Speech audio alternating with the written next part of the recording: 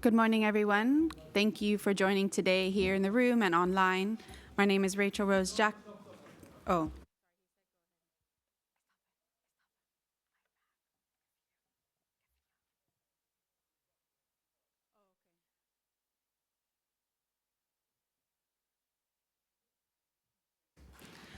Good morning, everyone. My name is Rachel Rose Jackson from Corporate Accountability. Thank you for being here today and from joining online. I'm here today with rights-based constituencies and civil society, and we are here to condemn the failure of the organizers of the UN climate talks to protect against the vested interests here and to deliver a united message that there is no more time for broken promises and we must take the next steps to protect these talks now. I'm joined by Babitha P.S. from the Women and Gender constituency, Pim Sullivan-Taylor from Youngo Youth constituency, Bert Devell from Tungo constituency, Rachita Gupta from Demand Climate Justice constituency, and Erica Lennon from Climate Action Network. I'm going to hand it over to our first speaker today to provide some context for why we're here and why we're here to condemn the failure of these talks to protect against polluting interests. Rachita. Thank you. Good morning, everyone. My name is Rachita from the Global Campaign to Demand Climate Justice. I very loudly and very clearly disclose that I have no direct ties to the fossil fuel industry or other polluting industries or with any Zionist entities and no conflict of interest. Together, we are here to condemn the complete and utter failure of the organizers of these UN climate talks to protect against vested interests and deliver a united message. No more broken promises. Take the next step to protect these talks now. For 30 years, the UNFCCC has failed to catalyze meaningful climate action. Every single year, inside these halls, it may seem though it is just another year of business as usual, as if there's no urgency, as if there's nothing that is required of us except talk shops and trade shows. But outside these halls, this could not be further from the truth. At home, our communities are enduring incalculable loss and damage from the compounded impacts of the climate crisis. At home, GHG emissions are reaching record highs year after year after year, and temperatures are set to far surpass what was promised in the Paris Agreement. At home, entire peoples endure genocide directly enabled by fossil fuels, industries, and big polluters. At home, for many, the climate crisis is a fight for life and death. For 30 years, the UNFCCC has failed to deliver on its mandate, which is really very straightforward, to address climate change. The failure is the reason we are now facing full climate breakdown. And this breakdown is caused in large part by the complete failure by the UNFCCC to protect these very talks from polluter interests that seek to undermine them. Now, everything within these halls is in questions, and we need proof that this process has any shred of integrity or legitimacy intact. Actions, not words, and the integrity of those who are meant otherwise protect this process, yet are failing, is wobbly at best. For 30 years, polluter interests have roamed these halls and eroded climate action in every room. They ask us how we know this is to be true. We ask you, should it ever have taken more than 30 years to agree a plan for addressing climate change? Has there been any decrease in GHG emissions since industrial times? Are we curbing fossil fuels and justly transitioning off of them, or transforming agricultural systems to be in harmony with land and peoples?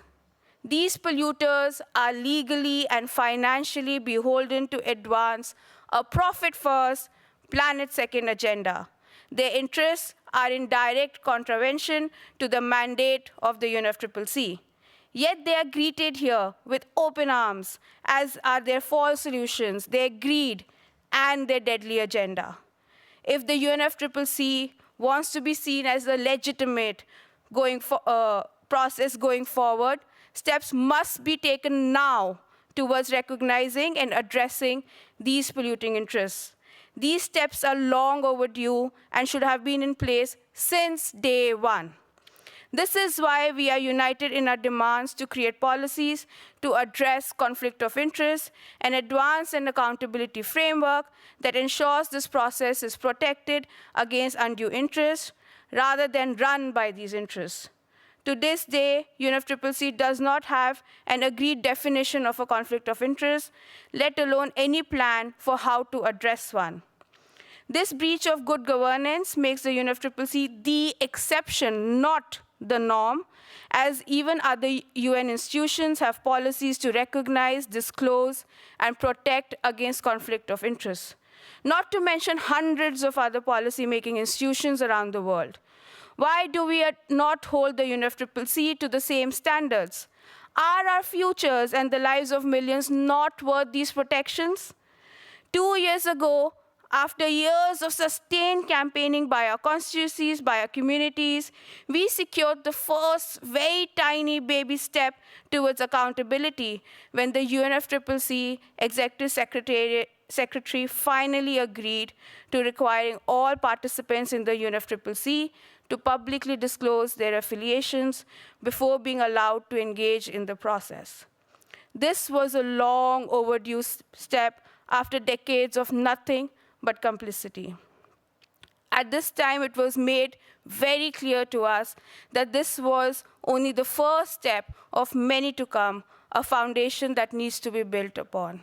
Yet for 2 years, we have heard nothing but silence, absolute silence, from the Executive Secretary, whom we look to ensure the UNFCCC process is set up to succeed and not fail. Here in Bonn, we are asking the Executive Secretary to deliver the next steps. And we are here to deliver the message that the world looks to him now to do so. Earlier this week, in less than 24 hours, the Executive Secretary received more than 2,500 emails from many here and around the world reiterating this very need, this very demand. We are extremely disappointed that so far we have seen no action. In a time such as this, silence is complicity. We ask him now to stand for climate action and to demonstrate his commitment to protect these talks. There is no planet B. There is no more time. The only time is now. The only place is here. Thank you. Thank you, Rachita. I'm now going to hand over to my colleague from the Women and Gender constituency, Babita P.S. Hi, my name is Babita P.S., and I voluntarily disclose that I have no direct ties to the fossil fuel industry or other emission-intensive industries, and no conflict of interest. I invite all others taking part in these talks to do the same. For every one person from our constituency comprising individuals from feminist movements, women organizations, LGBTQIA+ organizations, grassroots organizers and researchers, there are 10 fossil fuel lobbies present. When we demand that big polluters are out of negotiation rooms, we also push for the decriminalization of women, human rights, and environmental defenders who have organized to oppose polluters' agenda and receive physical, verbal, and psychological aggression from public forces, mining groups. While the big polluters try hard to keep us out of this negotiation room in here, out there they are funding genocides and state-backed aggression against us. I would like to iterate that yet to this day, the UNFCCC does not even have an agreed definition of conflict of interest, let alone a plan on how to address one. This breach of good governance makes the UNFCCC the exception, not the harm, as even other UN institutes and have policies to recognize, protect against conflict of interest. While we have been monitored, censored, and restricted, polluters do not even have to reveal their sponsors, their providers, or their true interest in this negotiation. They get the easy ticket in. Yesterday, many feminists, including myself, sent an email to the executive secretary asking for his leadership and support to bring in accountability. Today, I am requesting the same publicly. When our lives are at stake, we deserve to know, at least know, who is writing the rules of climate action and what interests they represent. For over 30 years, the UNFCCC has maintained the facade of the progress while inviting fossil fuel lobbies into its core. Despite decades of mounting scientific, indigenous, and frontline testimony, it still refuses to adopt a meaningful conflict of interest framework. This is not neglect. This is not neglect, it's institutionalized self-sabotage, a process that claims to address climate collapse by legitimizing the presence of its perpetrators. It's not neutral, it is complicit. It is complicit. Without structural accountability, the UNFCCC reproduces patriarchal colonial system of violence under the guise of negotiation. We demand a UNFCCC that serves the people, not the polluters. No more choreography of compromise while the planet burns. We are told that our demands to reveal conflict of interest are too controversial to be implemented. What message are the organizers of these conferences trying to convey to us when we are trying to ask a fundamental question which will make the process more transparent? As we, as feminists, condemn the failure of organizers of UN climate talks and the executive secretary to protect against the vested interest and deliver a united message. No more broken promises. Take the next step to enable climate justice instead of enabling ruthless polluters. As custodian, it is your responsibility to protect the Convention, the Paris Agreement, and the process from those who are culpable of causing this harm. So I would like to say loud and clear that there is no climate justice with polluters in. There is no climate justice without human rights. Thank you. Thank you, Babita. I'd now like to hand over to my colleague from Tongo Trade Union NGO's constituency, Bert de Wel. Thank you, Rachel. My name is Bert de Wel. I represent the trade union constituency Tongo. I'm the global policy coordinator at ITUC, the International Trade Union Confederation. I declare voluntarily that I have no direct ties to the fossil fuel industry and no conflict of interest, and I invite all parties to do so. From the workers' perspective, it's clear that this process is not delivering. And we all know why.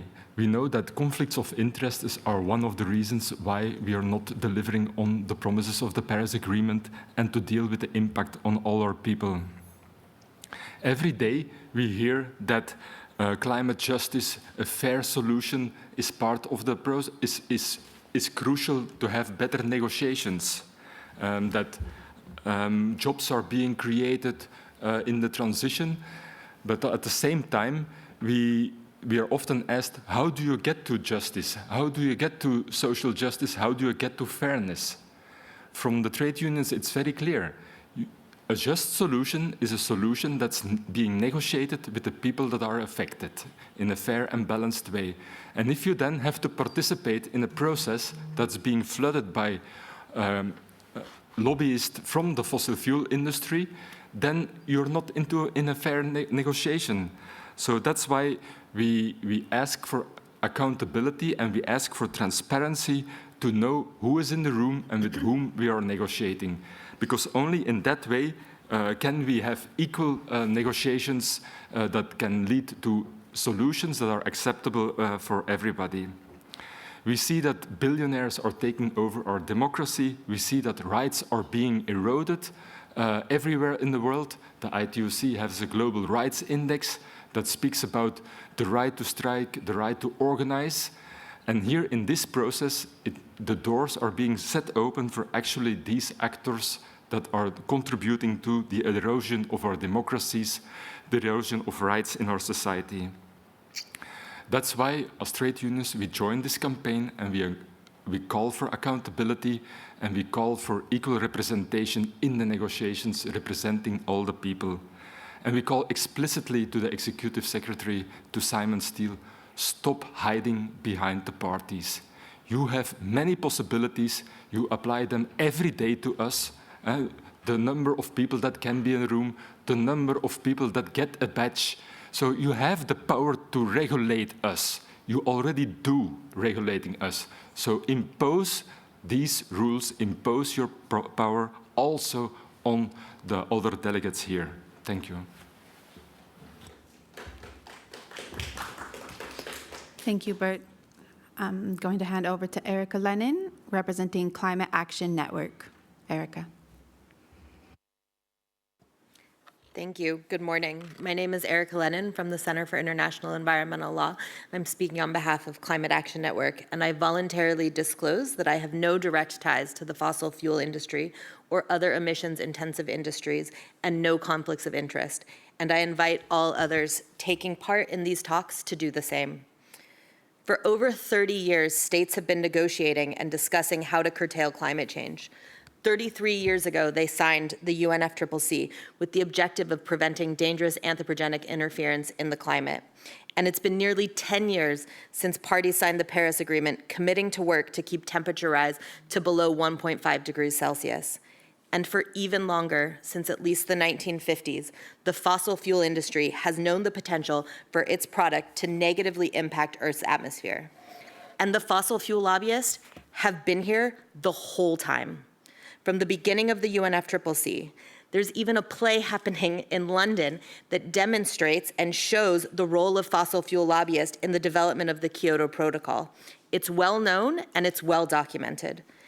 Every year, fossil fuel lobbyists, carbon capture and storage lobbyists, carbon market proponents come and roam the halls of COP and the subsidiary body meetings. It's no wonder then that when fossil fuel lobbyists are so prevalent in the climate negotiations, that we continue to fail to take the action needed to address the climate crisis, primarily stopping the expansion and production of oil, gas, and coal, and phasing out all fossil fuels, full stop, with no loopholes. Those from the fossil fuel industry stand to benefit from blocking progress here. It is long past time for a conflict of interest policy. You wouldn't want tobacco companies to write the rules on public health, or the gun manufacturers to write rules about school safety or gun control, or chemical manufacturers writing the rules in the Basel, Rotterdam, and Stockholm Conventions to regulate those chemicals. The very industry that is responsible for the climate crisis cannot be the ones writing the rules or unduly influencing the rules that are designed to curtail to stop it. The science is clear. Addressing the climate crisis requires the phase out of fossil fuels and requires that phase out now. The world cannot afford any new expansion of coal, oil, and gas. We are reaching tipping points, and tipping points that will lead to catastrophic impacts that cannot be reversed for both people and the planet. We need a fast, full, fair, funded, and feminist phase out. Fossil fuel lobbyists and carbon capture and storage lobbyists whose interests and profits derive from the very product that is causing climate change cannot and do not have the interests that are in line with the objectives of the Convention and Paris Agreement. For 2 years, the Executive Secretary has been making promises that he will address conflict of interest. He took one teeny tiny step, requiring all participants in the UNFCCC to publicly disclose their affiliations before being allowed to engage in the process. And this is important because transparency is core to accountability, but it's not nearly enough. And this was supposed to be the first step, not the end.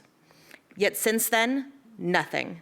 We've heard nothing. We don't even have an agreed definition of conflict of interest, nor have steps been made to put in place an accountability framework to protect this process against the undue influence of people whose interests are tied to climate destruction. The Executive Secretary must take steps to act. It does not appear that there are any legal impediments to doing so, and no reason not to. And we have heard that making the COP more effective is key for the upcoming presidency, and enacting real policies on conflict of interest are a key part to strengthening and reforming the UNFCCC. So the presidency and all parties should also be behind this and should ensure that they are addressing conflicts of interest, and they should do so in their own delegations, and the Brazilian presidency can take steps to demonstrate leadership on this. It's time to right the ship. It's time for the UNFCCC to work for people and the planet and not fossil fuel interest. The world is on fire. The planet and all those living on it have no time to wait. We need to center rights holders and ensure their right to participate, which is fundamental, is being upheld in these talks. And it's long, long past time to kick big polluters out. Thank you. Thank you, Erica. I'll now hand over to our last speaker today, Pim Sullivan-Taylor from Youngo Youth Constituency.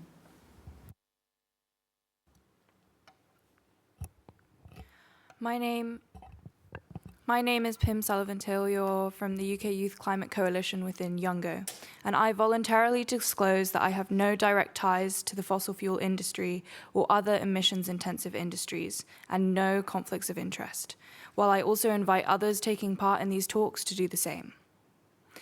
I am now 21, and for my whole life, there have been fossil fuel lobbyists in this space. For a matter of fact, they've been rigging this space since COP3 at least, delaying the rate of meaningful climate action that we need, because they know it is a direct threat to their profits. For 30 years, fossil fuel lobbyists with the likes of Shell, ExxonMobil, and Chevron have been using the UNFCCC as a game, where they discard and influence the rules set in place, leaving an unfair chance for everyone to win. As a young person in the UNFCCC space, our hope in it is wavering, with every issue of conflicts of interest jeopardizing the integrity of this process. At COP last year, we saw nearly double the amount of fossil fuel delegates as there were youth delegates. This cannot be normalized. Youth represents approximately 1.2 billion people and accounts for about 16% of the global population.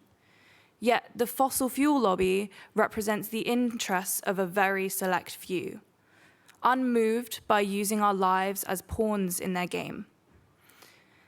The interests of the UNFCCC lies in how their interests in the UNFCCC lies in whether they can or cannot make profits. And this is in direct contravention to the kind of ambitious climate action that we're trying to do here.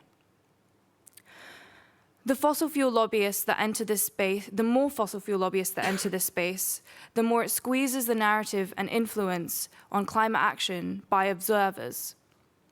They enter the space to try and gain social license to operate, but there is nothing normal about continuing to exploit the planet while claiming for a just transition. For this process to truly address climate action for the people most affected by the climate crisis, urgent steps are needed to be taken forward to recognize and address these polluting interests. Yet there is not even a single text or words about what conflicts of interest is in the UNFCCC. For 2 years now, we've had a united demand to address conflicts of interest and made very clear suggestions on how to build an accountability framework.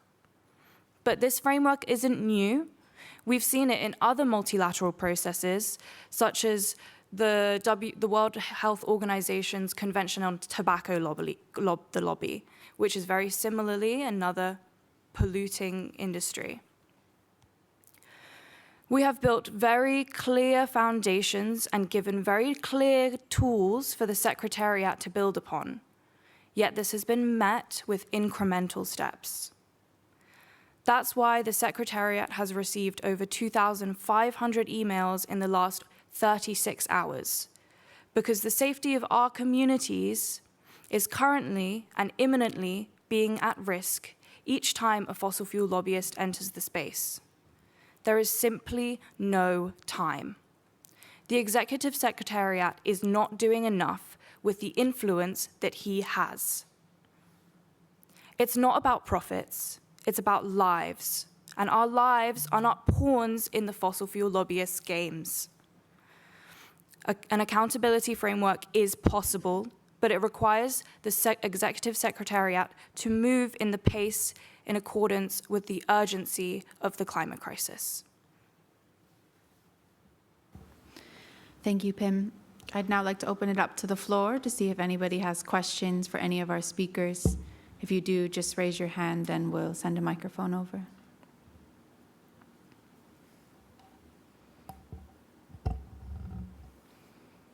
just here, please. Please identify yourself and if there's a specific speaker you'd like to direct your question to as well. Thank you. Good morning, everybody. My name is David Munene. I work with the Catholic Youth Network for Environmental Sustainability in Africa and also help to chair the board of the Southern African Faith Communities Environment Institute. I am fully aligned with the very strong calls that all of you have made, and I work very closely at one juncture in the UNEP spaces with my brother Bert de Wel. My question is to the young person, Pim. We have been in these spaces for quite some time.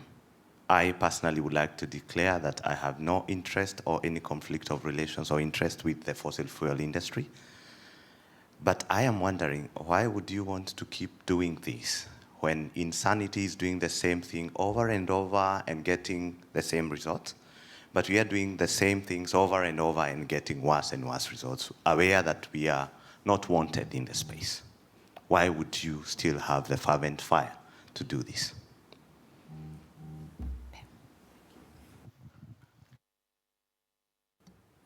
Thank you for that question. Undoubtedly, it's hard.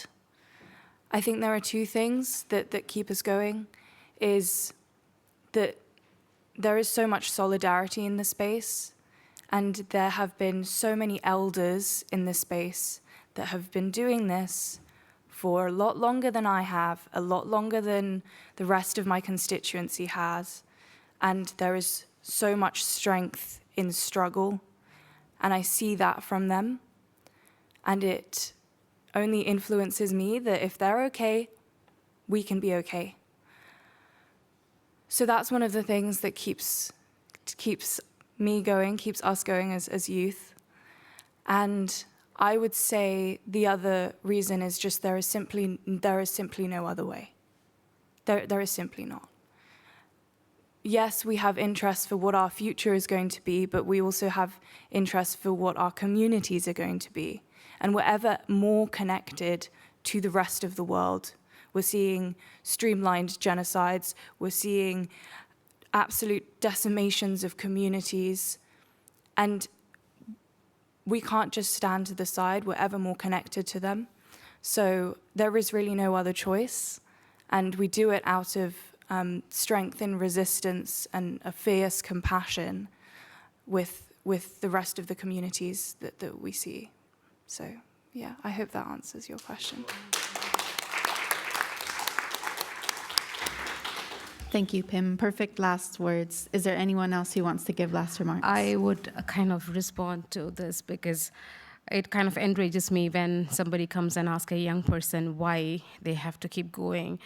And it's so cruel and violent to ask them so, that they are being snatched out of their future, and then we as elders, as we call it, have been sabotaging things also, and make them stand here demanding for their safety and future, and when we don't have a future that to offer, a safe future to offer them. So it is not on them to answer why they are here. It's on us to answer why we have been doing this. Why have we been complicit about it, and why we are allowing systems. And it's always the system this has to be held accountable for, and not the person who is coming to question it.